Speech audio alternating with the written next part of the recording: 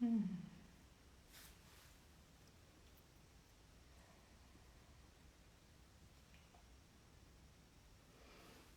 noite a todos, boa noite a todos. Desde que nós começamos aqui no santuário a realmente querer levar mais informação para vocês, a gente também tem sentido muito de convidar outras pessoas, às vezes para falarem das coisas que nós já estamos falando, só que por outra perspectiva. É como quando a gente vai em uma aula de yoga, algumas vezes a gente escuta o mesmo ensinamento, só que com palavras diferentes, com uma didática diferente. E então aquilo faz sentido para nós. Ou qualquer outra aula, não precisa ser de yoga. Então quando a gente recebe, outra vez, o conhecimento de pessoas que falam de maneira distinta, pode ser que então ali, ainda que o assunto seja o mesmo, a gente tenha outra absorção. I invite this evening Stephanie Gerard. Stephanie is a good friend, is a woman I admire so much. She's strong, she's fun, and she's serious at the same time. She has always practiced yoga, not always, but for the past almost 10 years. And she has a lot of wisdom to share. I would like to invite her here, and then we continue this talk. Just one moment, please.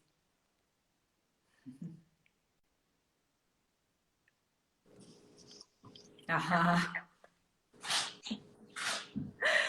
So good to have you here. Hello, Patricia. Thank you so much. I'm very happy to be here with you again. Yes, I'm so happy, Stephanie. So very happy. Every time that we talk, even though that we have done this with this time twice, but every time we talk over the phone anyway, that we share, that we exchange, it just fills my heart with joy because I feel that we are not alone here. And I think it's another point that I would like our audience to know is that any of us, or from the standpoint that sometimes we feel that we are by ourselves and we are not. And we just need to realize there are people everywhere in the world getting together, expanding hearts, raising awareness. And Stephanie is one of these people who's out there doing an incredible job just being herself. So thank you very much, Stephanie. Thank you so much. Thank you. I'm inspired by you so much. The first video that I saw of you, it was a viral video where you're singing to a master cow, and that went everywhere. And when I saw it, I was like, oh my God, she's amazing. This is beautiful. It was something that I've never seen before, and it just touched my heart. And then I had the fortune of meeting you, and it was just magical for me. For me too. For all of us here. So I'm very glad we can talk and just talk about, as I was saying before in Portuguese, sometimes we talk about the same subject, but because we use different languages or different examples, because people tend to talk from their heart. So when I talk from my heart, I speak one way. When you talk from your heart about the same subject, you will speak some other manner. And sometimes when we combine all of this, sometimes it can touch more hearts. It can open more hearts. So that's the real hope behind this talk, is just to bring information, to share information. Stephanie, before we start talking about the subjects that we are going to speak, to talk about, to exchange, to share, I would like to just sing a mantra. Is that okay? Can I? Yes, please. Thank you. And then everybody who's listening to this, here we are not going to talk about religion. I just would like us to receive the sound of the mantra as something that goes into our hearts and sometimes helps us to understand things that we have not. Or if we have already understood things, if we have already come to the point that we know all about this, then perhaps the mantras can help us to transform that knowledge into behavior. Because it's not enough for us just to know and to talk about things. We need to act in relation to what we know. And this is very important, because if we don't do this, we are just talking and talking and talking. And as we know, the world is full of talking. Yes. And very little action. So, so anyway, here I'm going to do a mantra. It talks about the feminine power, the divine power that we can find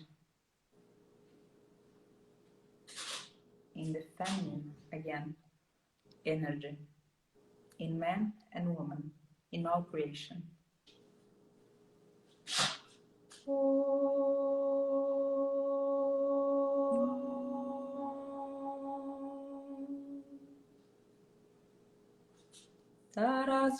Sarasvati Mahalakshmi Durga Devi Namaha. Sarasvati Mahalakshmi Durga Devi Namaha. Sarasvati Mahalakshmi Durga Devi Namaha. Sarasvati Mahalakshmi Durga Devi Namaha.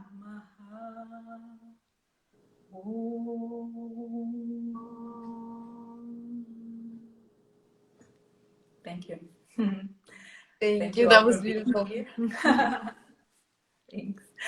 Stephanie, I'd like you to present, because I started this conversation as I always have, because we have been talking for some time, but people here, maybe they do not know you. So what do you think about just presenting yourself for people to know this life that you are? Thank you so much. Yes. Well, I am a vegan singer, actress, animal rights activist. I practice yoga. I'm a student of yoga. I love to be in peace with my body and everything around me. I go to a sanctuary here in California and volunteer to take care of the animals. And I'm also a TV host, and I'm an advocate as well for certain associations like PETA and NARD and all the animal associations.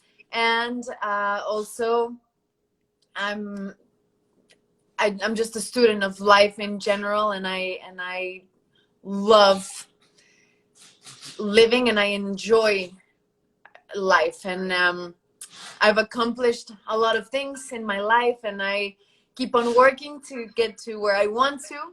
And I always refer to myself when they ask me, I'm like, I'm a vegan actress or I'm a vegan singer.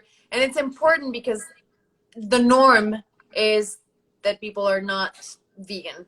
So when you add that, it inspires a little bit of curiosity, and they ask why you have to be so clear about it. But then in acting, for example,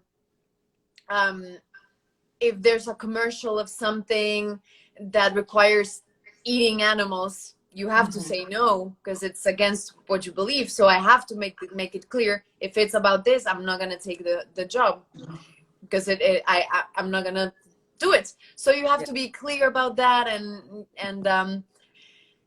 that's why I'm always very just as transparent as I can be. Yeah. And you are, Stephanie. And I think this response that you gave, in the sense of when I asked about who you are, it just leaves us some inspiration, because sometimes we do not know where to start as far as being an activist. And where we start is where we are. It's Yes. with people we know, is at the job we have, And little things start to make people ask. And if we can grow that curiosity, as Stephanie told us, maybe they can consider veganism, because it's very important. Veganism is not just something that relates to master animals, in my humble opinion. It's something that also relates to the kind of human being we want to become, as far as our values goes, as far as the person that I want to be, as far as the forests, as far as the environment, as far as water. So it's not just about master animals, it's a whole philosophy. Yes. And we need to talk about this. And tonight actually, I was talking to Stephanie this past weeks, and many of you already know this as well, that we went to a dairy farm, and our whole attempt was to rescue one of those innocent master cows. But by the time that we were about to really say, okay, she's going to come to the sanctuary, the man in charge found out about the service that we provide, let's put it that way, raising awareness. And he told us that he would prefer to kill that innocent than to release her to the sanctuary, because he didn't want that face of the milk, the dairy industry to be shown. And it just broke my heart and broke all our hearts. I'm sure that your heart is broken as well, Stephanie. It's just like very hard. And for me, it wasn't just hard in the sense of that master cow, but it was very hard to realize the kind of person, the kind of people we have become. Because when we choose to kill another being for the sake of something that only benefits myself, for instance, my business, there's something very wrong. And we need to look at that. So, Stephanie, I would like, you said that you practice yoga, and that is something I know that in our audience, we have many people practicing yoga. And in yoga, it's very common that we have, for instance, ghee. It's very common for us to talk about cheese. It's very common for us. And I feel that time has come for us to have the courage to look at the world today and see how we can really practice yoga in accordance to the vows that we have or to the philosophy it holds. And we need to really ask ourselves if vegetarianism is enough, or if we need veganism. It's clear in my heart, because I am in touch with all of this, that we need to go vegan.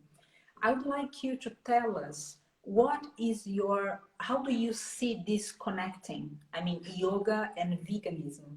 How do you see it happening? Because I feel that we need to bring this subject for us to be a little bit more aware of the practice, but not on our mats, in our lives. Beyond, exactly. That is where yoga really happens, not on our mats, but in our lives. Yes, correct. So for me, yoga and veganism go hand in hand. And I think that if you look at the meaning of yoga, if you look at the principles of yoga, the first one is ahimsa, which is do no harm. And if you go and take that first step, the first thing that you would need to do is stop eating any product or anything that could harm another life. And that is the first step. I think that is why some people believe that yoga is like a workout or something that is crazy. And it is not. And I think that's because we've westernized the yoga practice. And they want to, oh, do I lose weight with yoga? Oh, yeah. No, oh, yoga bar. that is not yoga. That is a workout, and you have fun, you sweat. But the principle of yoga, you know, it has the five teachings that it gives you, and the first one being ahimsa. You have to start by not hurting someone else, and I think that's probably the hardest step, because a lot of people still see animals as things and not beings.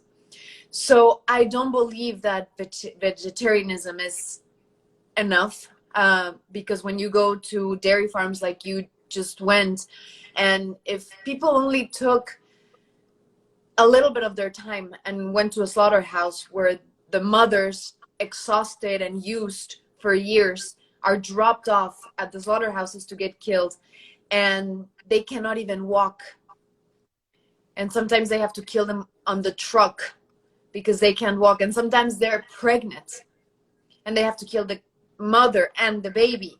And that's what happens if you drink milk, if you eat cheese. You're contributing to that industry. So I think that it is necessary that you transition fully, because it's also something that we as humans is our moral obligation. It's the ethical thing to do. And if you go to any, I'm not talking about any religion in specific, but if you look at the principle of any religion or doctrine or anything that you want to believe, the first thing that you'll see is the no killing, the no harming. And that is how we can coexist with other animals, if we learn how to be peaceful. That begins there, with them, with us, with the environment, with the planet, because we are killing the planet slowly, and it's actually it's quite fast at the rate that we're doing it is actually quite fast, but we're killing the planet, and we're not caring. We're so selfish that we don't care about the future of the generations that are coming. There's not going to be fish if at the pace we go. There's not going to be any fish at 2048. We are destroying everything that's around us. So when I started practicing yoga, I just wanted to be aligned, and I didn't want yoga as a workout or as a way of twisting. Those are just side effects of yoga. But the first thing that I wanted was to practice the no greed, no envy, no hurt, and that you have to allow it to yourself. So I think that it is definitely, yoga and veganism goes together. They have to go together. Thank you, Stephanie. I feel the same in my heart. And I remember having studied a talk that somebody told me about the Buddha, and he said that we always needed to put the teaching in the context, in the environment, in the time that those people who were listening to the teaching were. So in other words, we cannot look at 10,000 years ago and say, okay, Lord Krishna used to drink milk, so we can drink milk. And because Lord Krishna had another relationship with that master, those master cows, those people, we don't know, we were not there. And if we were, if you had an incarnation with that, okay, we are not there anymore, we are here. And right now, things are not happening the way that the scriptures used to tell us about respect, about harmony. And the reason why is because we are exploiting these beings to their death, basically. No matter if we're talking about meat, no matter if we're talking about milk, it all ends in the same place, in a slaughterhouse. And it's very sad. And if we are seeking for some sort of spiritual development, we need to take into consideration our ability to feel compassion.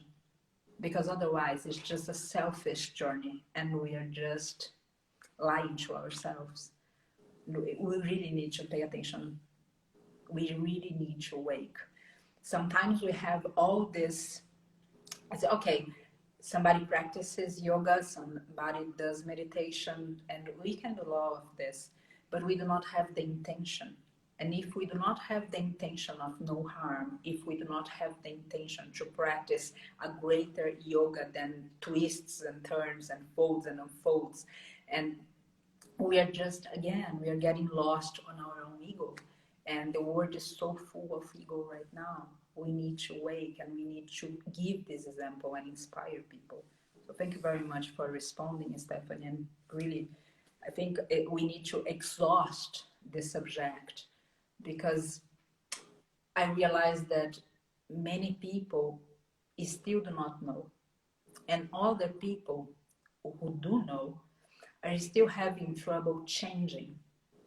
So again, when we talk, we can talk about all of this. And then the next subject, thinking exactly about this. Okay, some people didn't know, and now we are sharing this information. And some other people, okay, they do know, but they do not change. So what can you say about your transition? How did it happen? How can you look at yourself, at your life, and share something that these people who strive to be vegan because they want to, but they haven't found yet the way to become a vegan? How can you help them with your words, with your experience, with your activism, to step by step just, again, become vegan, go vegan? So I think that the first thing that we need to realize is that all the animals are the same. All animals are the same. But for some reason, in our Western culture, someone doing I don't know what with a cow started drinking that milk that belongs to a baby. Which for me, by that thought by itself is very weird, because why would you drink someone else's milk? It's like if you think of a human baby, and you think that that baby can be fed by another mother that just gave birth, so she has milk. I can guarantee you that a lot of mothers would tell you, no, I feed my baby. A human mother would never allow for their own baby to drink from another human mother. It is weird. If you think about it, it's something so personal. It's something so intimate between the mother and the child, because that's supposed to make the baby grow. So if you think of a dog and you say to someone, would you drink dog's milk? The answer most likely is going to be no, because it's ew. But why cow? Yes. Or why sheep or goats? Yes. It doesn't make sense. So for me, I think that's the first thing that we need to make people connect, that all the animals are the same. And I also listen to my body. Since I was very, very young, I remember my mother gave me milk, and I drank it, and I felt really sick, really sick. The second day I drank again, and I felt really sick. I threw up. So I told my mom, when I drink this, it makes me feel sick. Can I not drink this? Do I need this? And she was like, no, you don't need it. Let's find another thing. And okay, as soon as I stopped drinking the milk, I felt great. I think that we don't listen to our bodies, and sometimes we take things and it makes us sick, but we don't want to realize it. Oh, no, it's not that, it's something else. And we just want to believe that that doesn't affect us.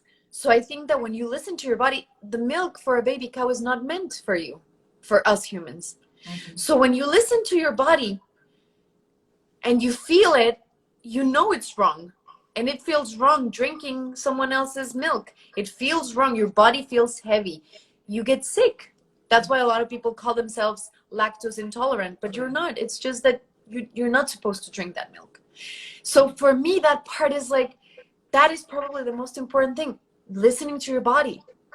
Questioning why cow and not dog? Why goat and not pig milk, Yes. cat, any other mammal. And once I realized that it was another baby's, like I saw I had dogs when I was growing up, and they had puppies, and I saw my dog giving milk to their babies, and I was like, oh, I did that when I was a baby. And then they stopped lactating because the babies are grown. So when you listen to what happens to these mother cows that are impregnated again and again and again to keep on giving milk, that is something that I think that we don't realize. And they think that because they're giving milk, we're supposed to take it. And that is really something that is not true. Just because something has happened doesn't mean we have to continue. Like you just mentioned, in the past, our ancestors, they committed cannibalism. They committed, they owned slaves. They killed their kids. They ate the kids. They committed rape. Yes. But just because someone did it in the past doesn't mean we have to repeat history. We're supposed to evolve. So I think that once your brain starts connecting all these dots of why not this milk, why this yes, why this no, and as I remember, I did it since I was a baby, then there's things that you don't realize, like the cheese. But once you know where it comes from, then it's easier to connect. And thankfully, Patricia, we're in an era that we can find everything. We can find substitutes for everything. We're not starving ourselves. We're not in some deserted island where there's nothing else. You know, we're in such a beautiful, giving world. Yes. That for me, that part of being so selfish and not wanting to give up, because we really don't give up anything, because those that milk, that cheese wasn't not for us to take in the first place. You don't give up. You're just not taking away from anyone anything. Yes. So the transition for me was pretty simple. I didn't want, I didn't like the eggs. I didn't like the milk. So I don't know. I guess I am truly like an animal lover. Like I always was very connected to the master animals. I felt them. That's wonderful, Stephanie. You said many things, and all of these things that you said just touched my heart. There is one of them that I would like people, all of us, to pay attention, because sometimes we stop questioning and we don't even look at the past and say, okay, things were that way and we do not want this to continue. We don't even look back. We are running our lives sort of an automatic mode. So we wake up and we have this convenience that our mother, our grandmother, that we have the bread and the cheese and the coffee and the milk, whatever, and it's there, and that's fine, and we don't question, and we don't even listen to our bodies. We don't question why we are not feeling so well, why we are sometimes, even our minds are way too fast, and why we do not have a humor anymore. Why is it all these things happening to us? We don't question anymore. And it's important, as Stephanie was saying, to listen to our bodies, but also to listen to ourselves in the sense of our minds, of this questioning that must happen. Otherwise, we are just going around doing what people or business or capitalism want us to do. Basically, we start buying what we don't want, we start consuming what we don't need, and we create trash, we create diseases, we create misery on the face of earth. So we need to question. And I realize many of us, we stopped questioning. And when we stop this, is the time that we look like we are alive, but life itself has been abandoned by us, and we need to take it back. Another thing that I would like to emphasize about what Stephanie brought to us right now, when we talk about master cows, they are not giving milk in the same sense that Stephanie said that if a human mother was about to allow her child to go to another mother, that would be strange.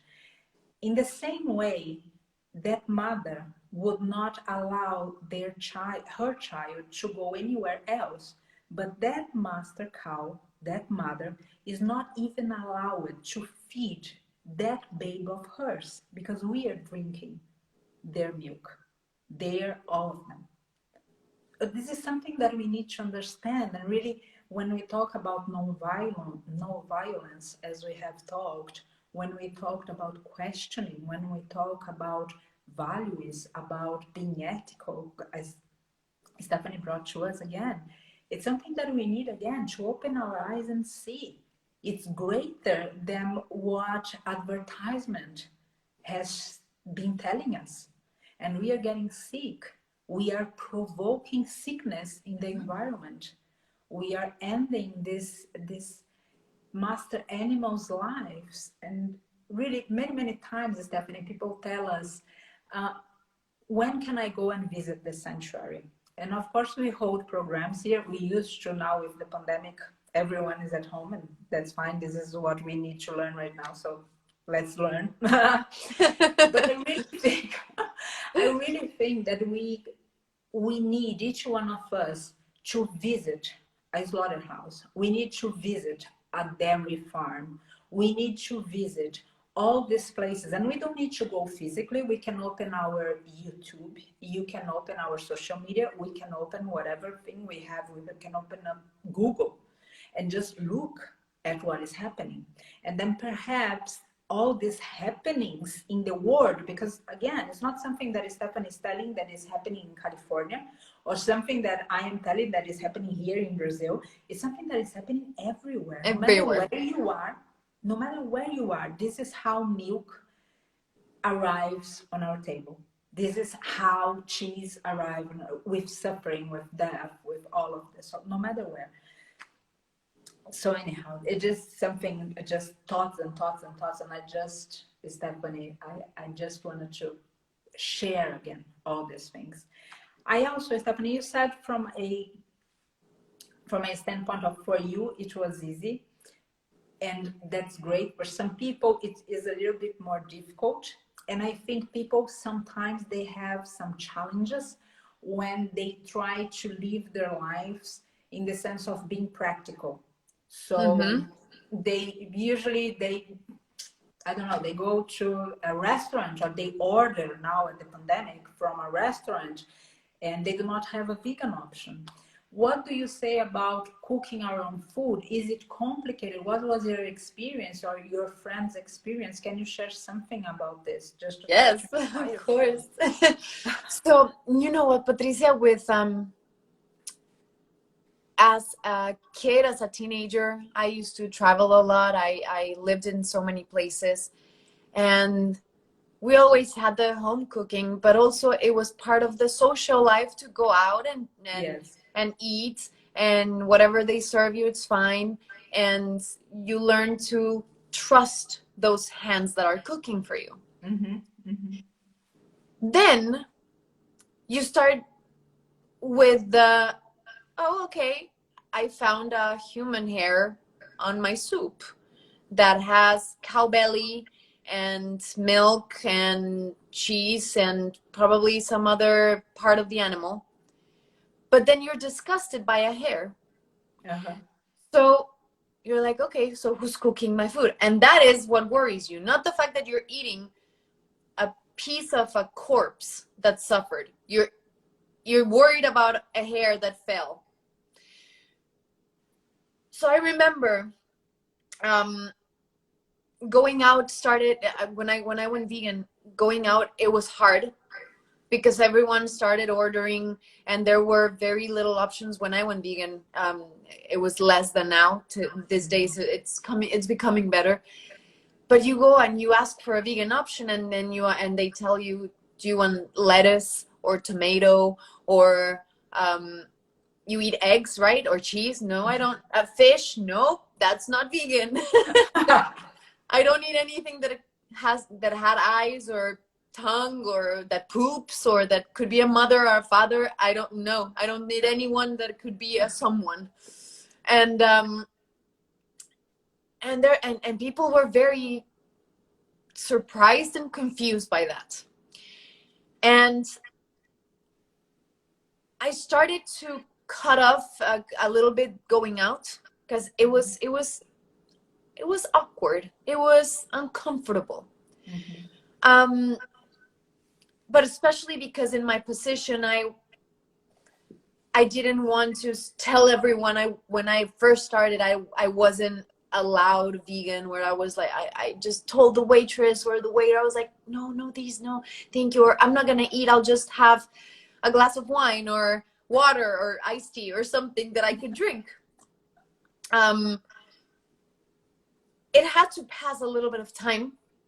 I have to be honest, it had to pass a little bit of time. And then so in that time I started cooking a lot. Mm-hmm. And then I discovered the beauty of eating clean. And by eating clean, I don't mean healthy vegan where you have to eat everything raw. No, I'm talking about clean, where I know that I wash my hands, that everything in my pan and my stove, everything is clean, everything is washed, that I know that I didn't use, because if you go out, you have to trust that if they tell you they didn't cook with animal butter or you have to trust them. Yes. And then I started feeling better when I started eating at home, and I was like, oh, wait, why do I feel different? Mm-hmm. And your body starts changing, and you feel it, and you feel cleaner, and everything is just, so you're like, oh, because I am using the vegan butter, and I am using the clean, I'm washing my vegetables, and I am doing what I have to do. So when I started that, and then after a couple of years that I started going out again a lot, and I was a louder vegan where I wasn't quiet. I was like, I'm vegan. I don't eat corpses. Thank you. I was very direct. A lot of my friends didn't like that.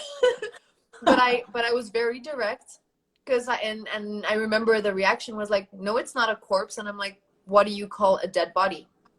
Well, a corpse. And I'm like, well, that's a corpse. You're eating a corpse. It's from an animal. It's not human, but it's still a corpse. And that created a lot of conflict with friends, but I didn't care. My values and my ethics were very aligned by that time. And I knew that the people who loved me and the people who really listened to me would stick around. Mm-hmm. And you start eating out, and then sometimes you feel a little bit sick, and your body tells you again that something is wrong, and you're like, oh, okay, wait, so maybe I had something that I shouldn't have. And that's not your fault, and you have to know that is not your fault, that you're trusting someone. So cooking at home for me is the best thing you can do. And also, like that, you buy, if you can find any of the vegan companies or vegan brands, you support them when you buy their products. And I do believe that you can spend money right now on your health and be healthy eating better, or you can spend the money later in a hospital when you get older. Yes. So for me, the cooking and it became something amazing, because it was a relationship directly with my body and my food. Everything that I put into me, I wanted it to be alive. I wanted it to be clean and pure, and something that really nourished me, not something that I felt heavy or lethargic or sleepy or sick or bloated. Yes. It's important to notice this, because sometimes when we say that we got sick, it's something that is, okay, it's just my body, my physical body.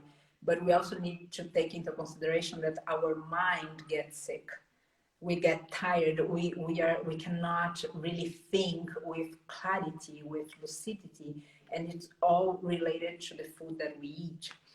Stephanie, with this talk, we came up with another subject that I think is very important when we talk about veganism and transitioning to veganism. Some people might think that veganism is something very expensive.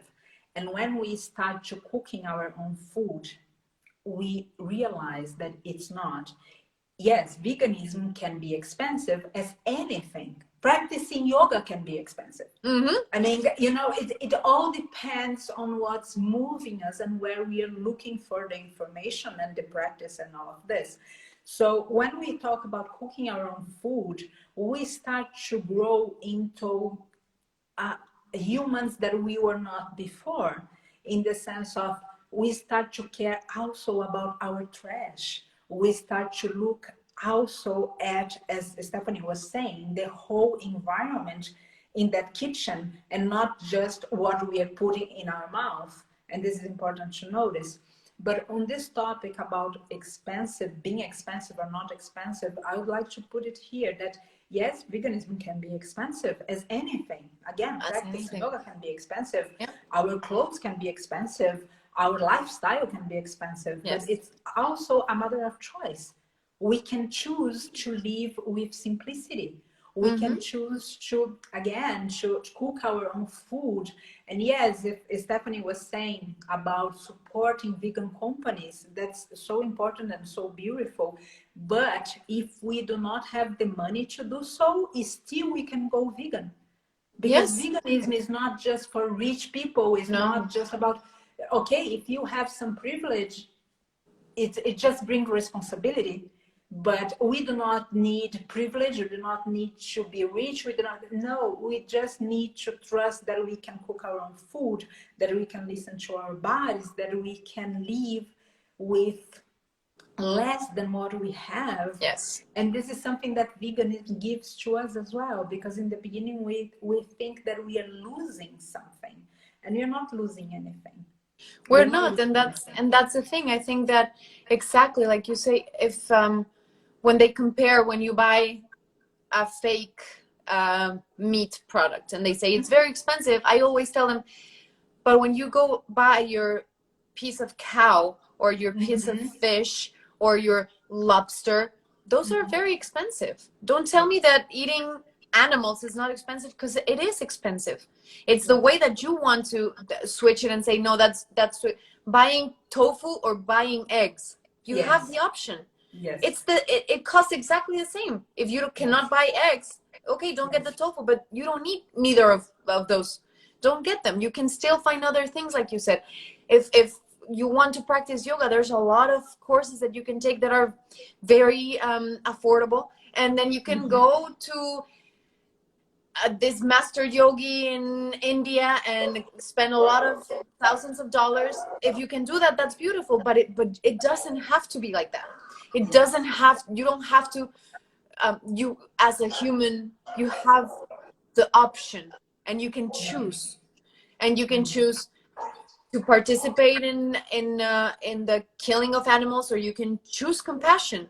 You can choose to buy this product or buy the other one. You can choose to buy expensive designer shoes, or you can choose to buy from your local store, from someone that has done the shoes by themselves. And we have that option as humans, and we should take advantage of that. But to have that option, again, we need to think, we need to be in some way awakened. Even though that we are not fully awakened, we need to be to some extent able at least to question, where did it come from? And if we skip that question, it's usually where we start to cause harm, and we need to stop this. And the only way to stop this is to look at ourselves.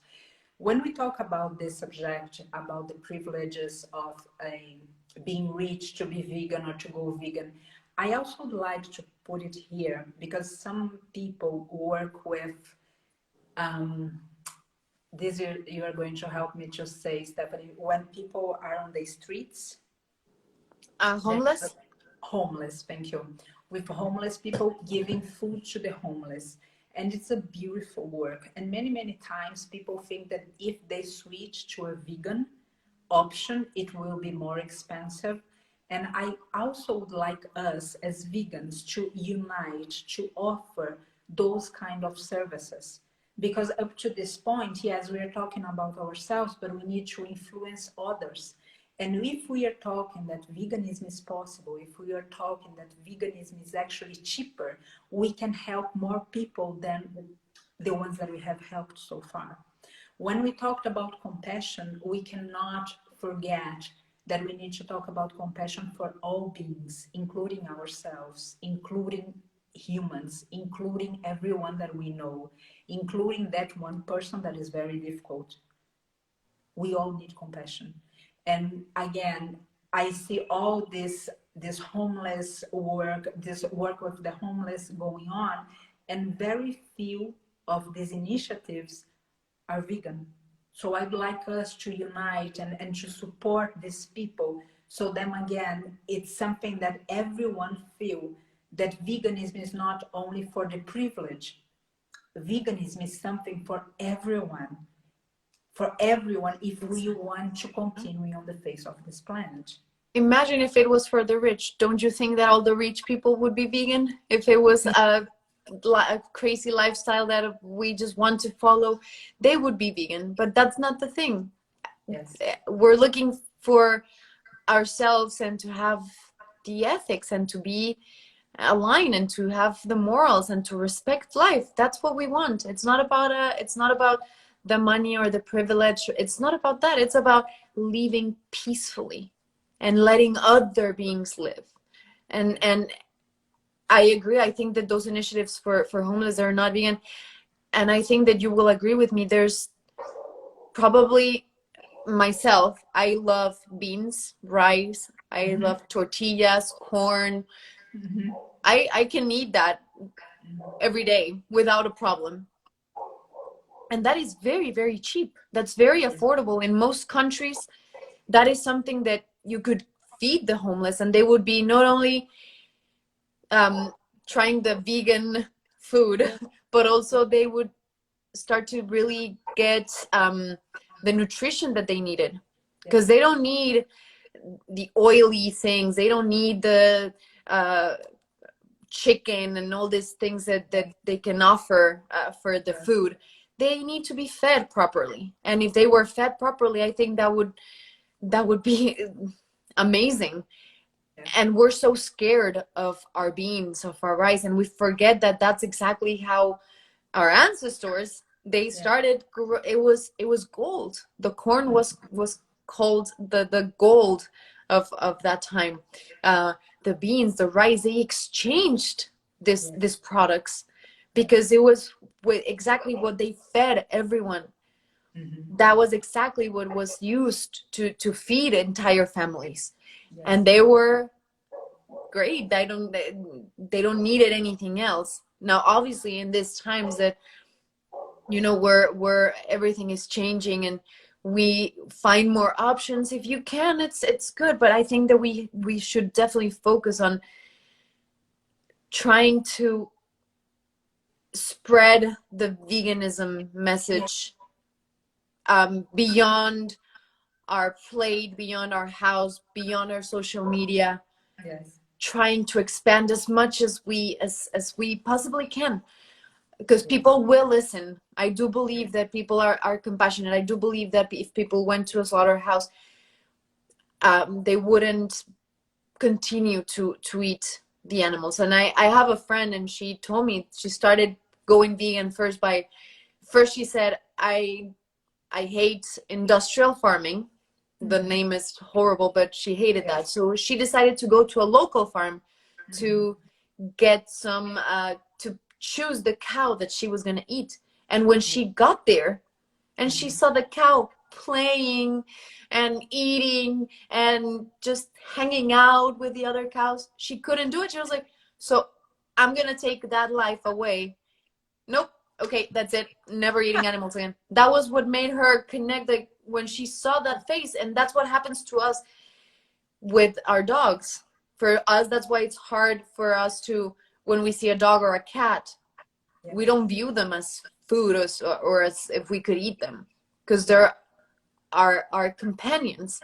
So when you face an animal face to face, and you see the emotion and you feel their beating hearts and their breath and their warmth, that's when you connect that they are beautiful lights that we have on this world. Yes, and I think what you said is basically what I was trying to convey, the message that I was trying to convey is talking about expanding this vegan lifestyle beyond our homes, beyond our families, beyond our social. We need to let it grow, and we need to influence, and we need to help people who are doing some other kind of job with other people, you know, but always thinking about veganism is better for everyone, is our best choice right now for the planet, for people, for ourselves, for master animals. We can choose any perspective, is our best option. And what I was trying to convey again is just this, exactly what you said, expanding this vegan consciousness, this vegan awareness, this vegan lifestyle beyond. And we can do so much. We really can do so much. Stephanie, when you talked about eggs, when you talked about fish, I think it's something we talked something about the dairy industry, but fish, master fishes, sometimes we think that they do not feel pain. Sometimes we think that eggs are just fine, in the same way that we think milk is okay. And we know by now that known secretions, that no kind of meat, it doesn't matter if we're talking about the meat, and it's strange to say the meat of a master cow or a master ox or a master fish, it's all meat, it's all slaughtered, it's all. So can you talk to us, can you share a little bit more about the eggs, about the industry, about the mother chicken, the same way that we talked about mother cows? We also need to take into consideration that those eggs were actually the children of those mothers. And again, we don't see this. It's just we fell, the way that I see it, it's just like we fell into deep sleep and we are trying to wake, but advertisement is so powerful. And we all live in a hurry. We don't think anymore. We don't question anymore. And all these truths, we are not accessing them anymore. Can you talk a little bit of this? I know that we have your time now, but I will thank you. Thank you. I think exactly what you said, that the media is something that keeps corrupting people. And if you think of how years ago, even some scientists told you that radium was good for you. And there's a few movies that you can look, and Mary Curie, she died of radiation because she discovered that, and people were drinking it because they said that it was okay. Same with cigarettes. They promoted cigarettes as something healthy, and now we know better. So now we're in that process of evolution, and hopefully in some years people will be able to see this and be like, oh, these vegans, they were so right. Why the others took so long? Why were we killing why are we killing all these beautiful sentient beings? And I think that the eggs is the same. Unfortunately, the exploitation of chickens is insane.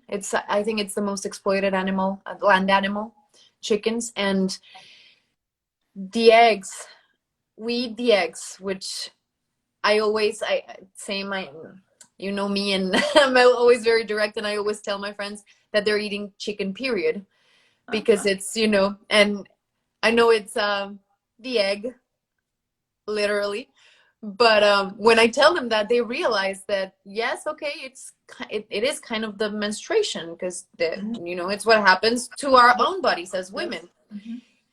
And when the babies, the male chicks are born, they get suffocated alive.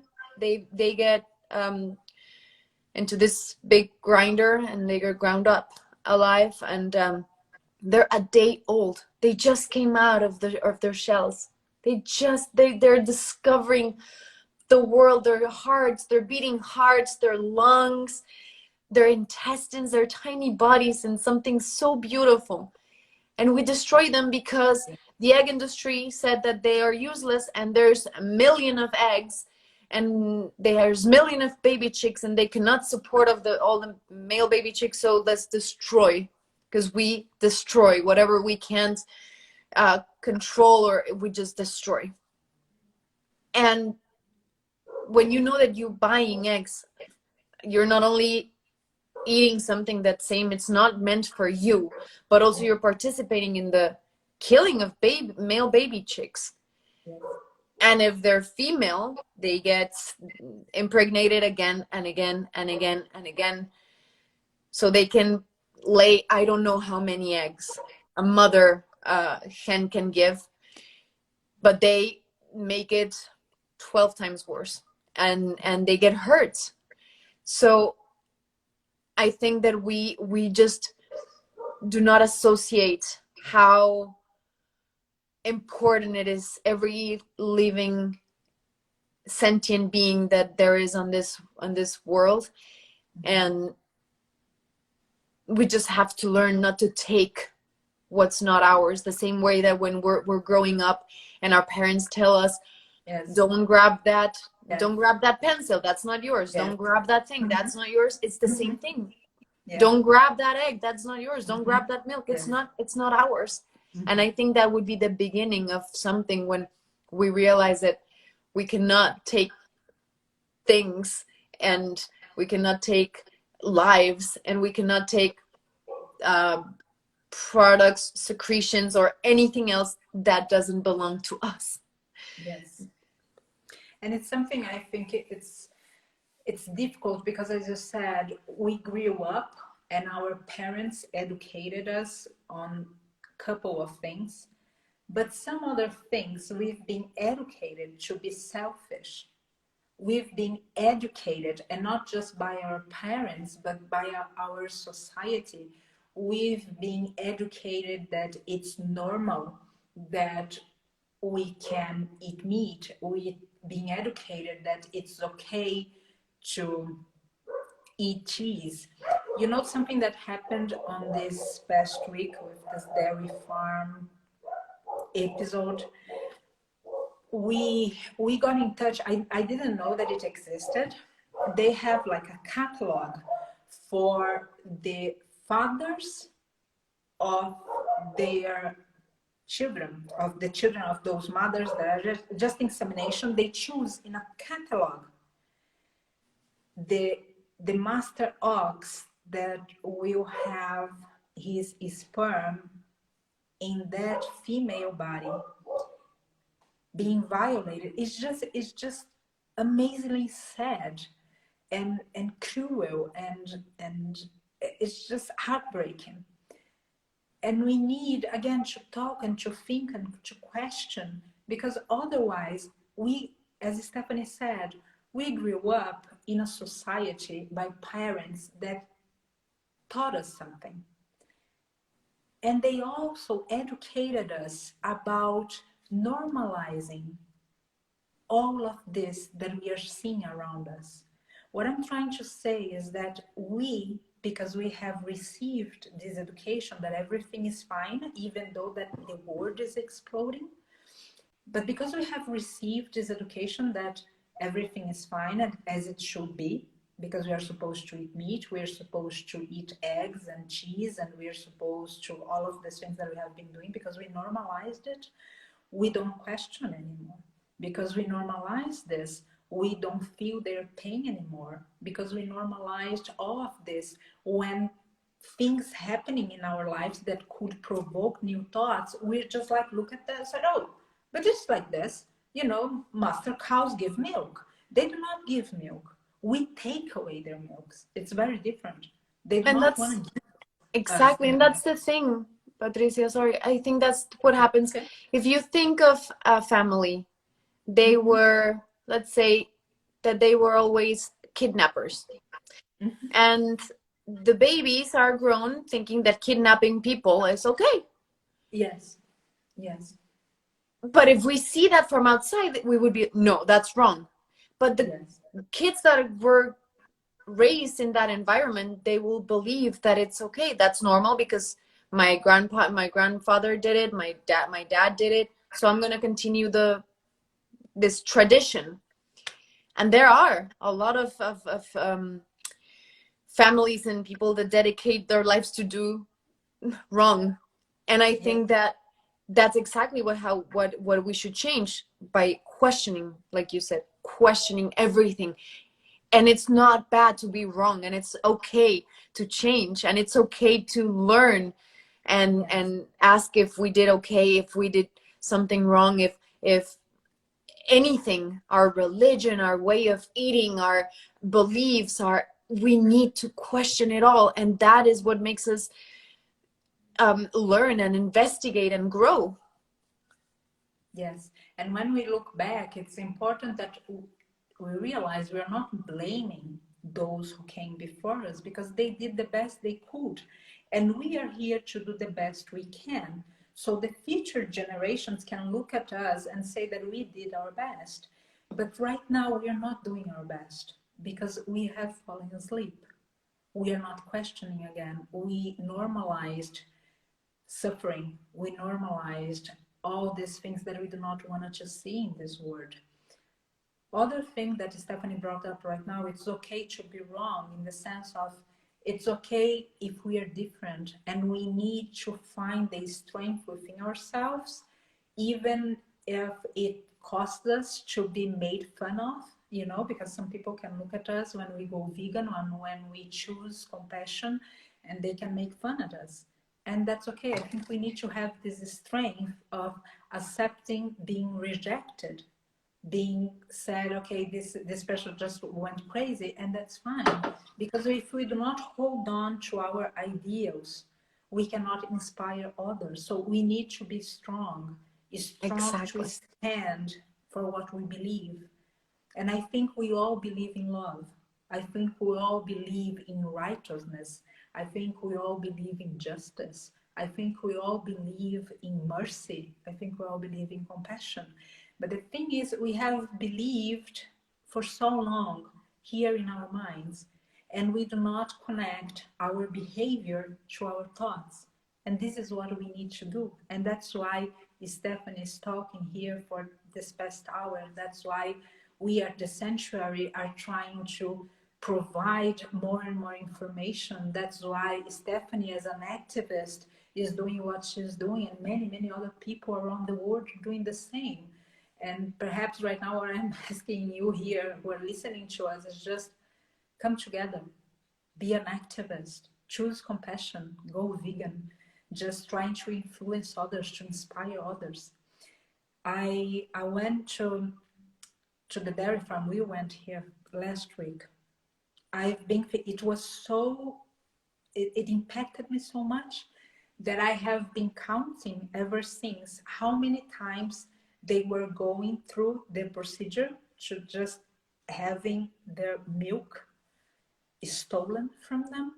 I've been counting because I'm here, and I know that 3 times a day for 2 hours they are suffering that.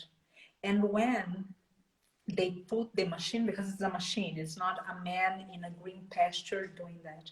No. When they put the machine in those mothers, their feet, they're just like this, you know, just coming off the ground. They're hurting because it's hurting. They're in pain. And again, it's just like, it's not something that we talk about future generations when we talk about what is happening to our environment, but we need to realize that we are going to leave all of this. Very few of us will not leave. Many of us will leave the consequences of our deep sleep again. So again, we just want to share, we just want to convey a message, we just want to humbly ask you to think about this. Even if you disagree, just think about this. Just search for information, look for documentaries, open up Google, ask for a friend. I'm sure that you have a friend nearby that is vegan. Just think, that's just the only thing that we are asking here. Just question, just try to think from a different perspective, but do not wait, because our earth does not have the time anymore. Master animals, they do not have the time anymore. They have suffered for so long, and they need us to wake. They are begging us. They are crying out, and we need to listen to this. Stephanie, I know that it's just so funny that time just flies by. Yes, it does. With friends. Stephanie, we are about to go to Easter, the holiday, and from a spiritual standpoint, it's a time that we can be reborn, not just thinking about the Christ or Jesus, but it brings an energy about being reborn. And I'd like to leave this message here that I hope that we all went through all kind of knowledge and information, and even some of us disease and depression and sadness, that we can be reborn and really stay in a safe place in our minds and in our hearts. A safe place meaning that we can work on this word, we can work for a new word, we can manifest in this very word what we dream of for all beings. But for this we need to be reborn. We need to let go our old lives. We need to let go our old habits. We need to let go our explanations or our excuses for why we do not change. So anyhow, I just would like to ask you, Stephanie, if you have a final message for us, if there's something in your heart that you want to share. And I just want to thank you so very much, you and all of people here, for this conversation, and again for being a friend and for being close by. It means a word to me.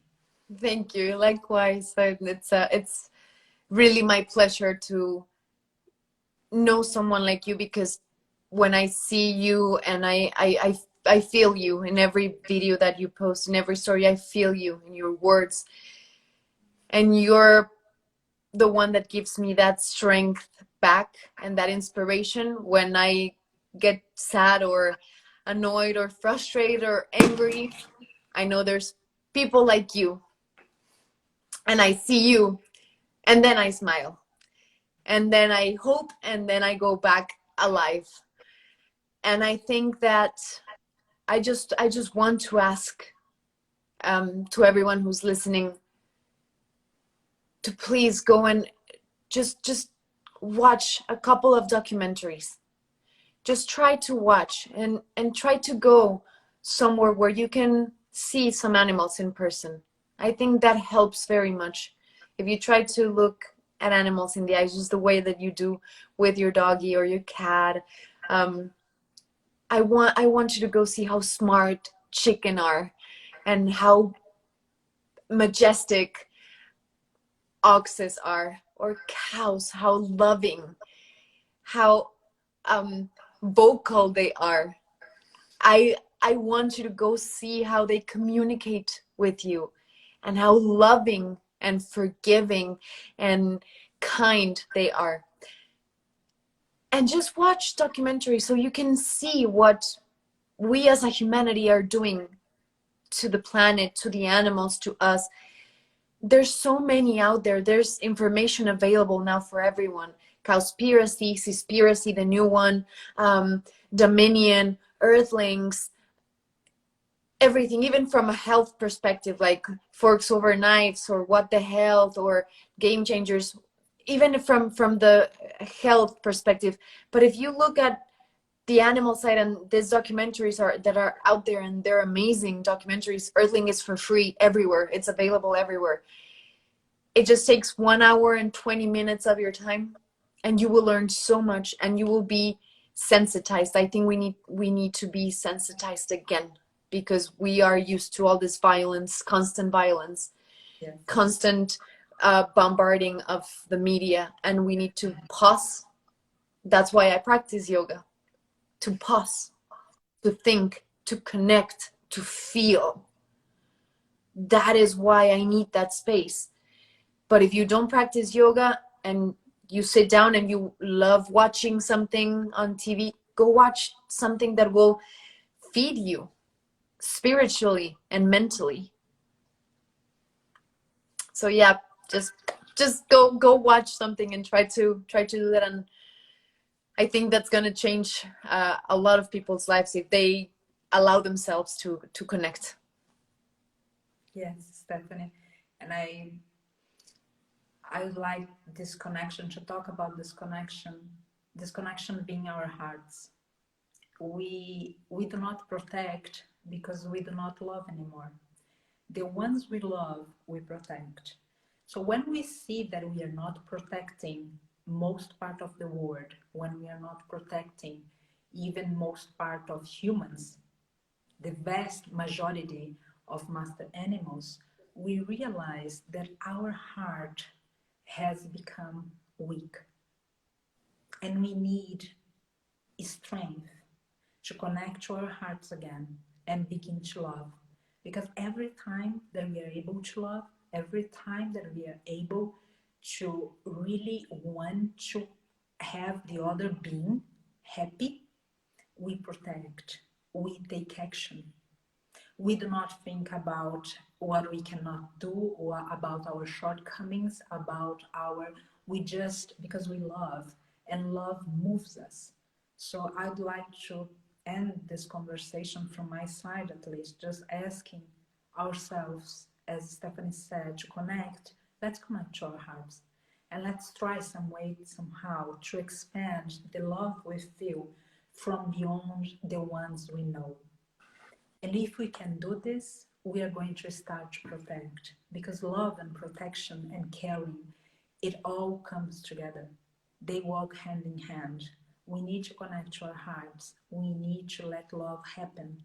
Not a romantic love, not that romantic love, but love for all beings, love for ourselves, love as it is. Stephanie, thank you so much for being here. Thank you so much. I think every person that listened to us. And I thank you, Stephanie, for being a friend again, for being close to us. I hope the whole pandemic ends very soon, although we know that we are still having some very tough challenges, especially here in Brazil. But I do hope we can get past this point and we all can meet here at the feet of master animals. Yes, absolutely. I'm going to finish with a mantra. And I just hope that even people that, again, are not used to mantras can feel their vibration and feel a little bit of peace. And if you can feel peace, just try to send out this peace in the form of a vibration, in the form of a good thought for someone who needs, like master animals, or even somebody that is facing a challenge right now. We can do something. Sometimes we can do things with our hands, taking action. Sometimes taking action means just praying. Whatever we can do, just let's do it.